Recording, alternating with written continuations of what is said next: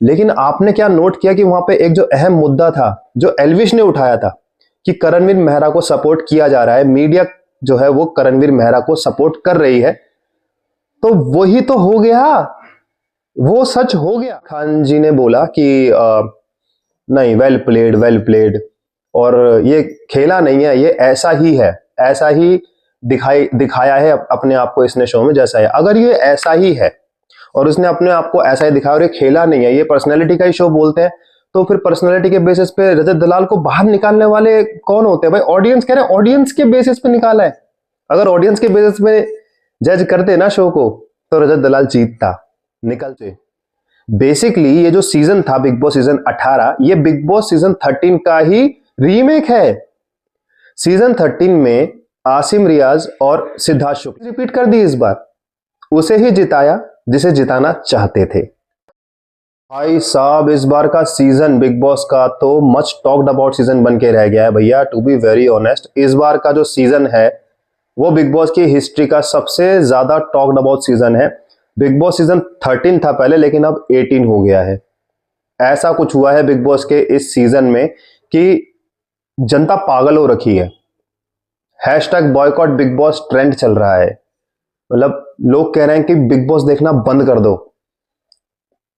भाई इतनी गंदी मासिव हेट्रेड मैंने इससे पहले नहीं देखी भाई।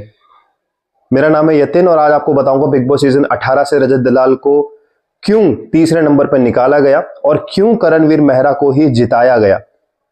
आप बन रही है वीडियो में, एंड तक देखना, लाइक कर देना, कमेंट कर देना, शेयर कर देना, सब्सक्राइब। भाई लोग, जब बिग बॉस सीजन 18 का ग्रैंड फिनाले चल रहा था और 5 कंटेस्टेंट दिख रहे थे हमें बैठे हुए, तब मैंने ट्विटर पे ट्रेंड सेट चेक किया था कि ट्रेंडिंग पे कौन चल रहा है, और आप जानकर हैरान हो जाएंगे कि नाम सबसे पहला जो आया था वो आया था विवियन दिसेना।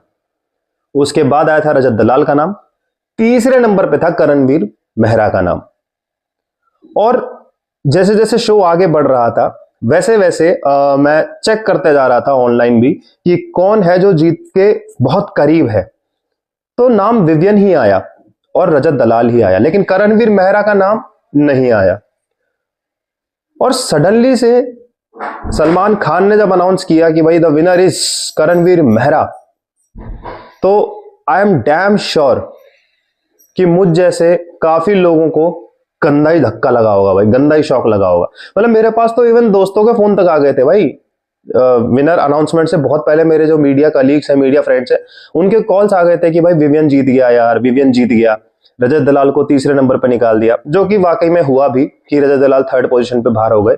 अब वो क्यों हुआ उसका रीजन मैं आपको बताता हूं। देखो, एक राउंड हुआ था, मीडिया राउंड, जिसमें एल्विश यादव रजत दलाल की सपोर्ट में आए थे, जिसमें मैंने वीडियो भी बनाई थी, जहां पर मीडिया का एक अलग ही पार्शियलिटी लग रही थी करणवीर मेहरा के लिए। आपने भी वो नोट किया होगा कि जितने भी बैठे हुए थे मीडिया वाले वो सब करणवीर मेहरा की वाहवाही कर रहे थे और बाकी कंटेस्टेंट को नीचा दिखाने की कोशिश कर रहे थे। तो ऐसे में एल्विश यादव ने मीडिया पर सवाल दागा था कि आप लोग जो है वो करणवीर को सपोर्ट क्यों कर रहे हो इतना।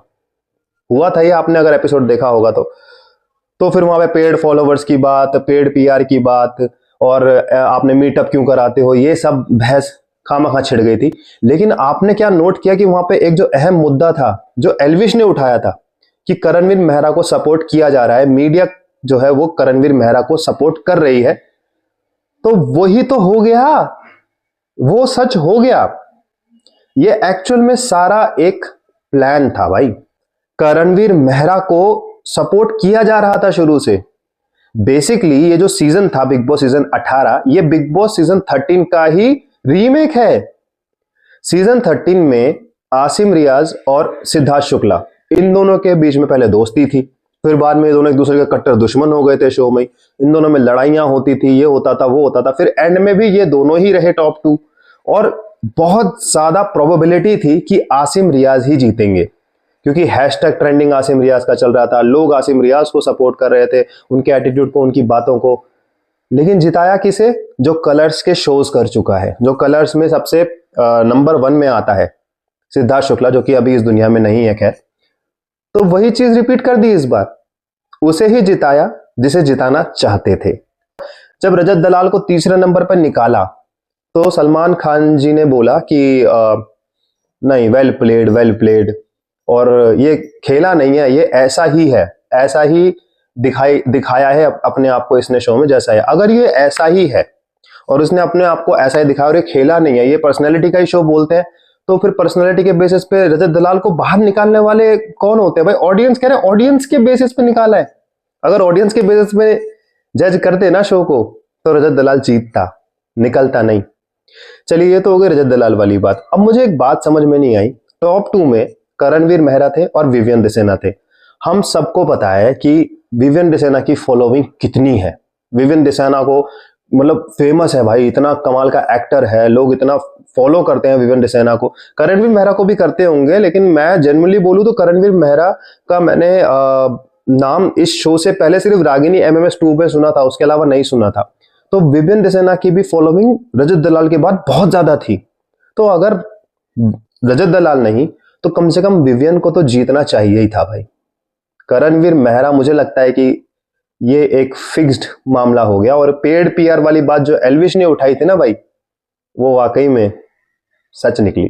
खैर, अब तो हो गया जो होना था भैया। बिग बॉस सीजन 18 के विनर है Karanveer Mehra. Many many congratulations to him. At the end में यही कहना चाहूंगा कि अगर आपको विक्ट्री खैरात में मिले तो वो जीत नहीं होती।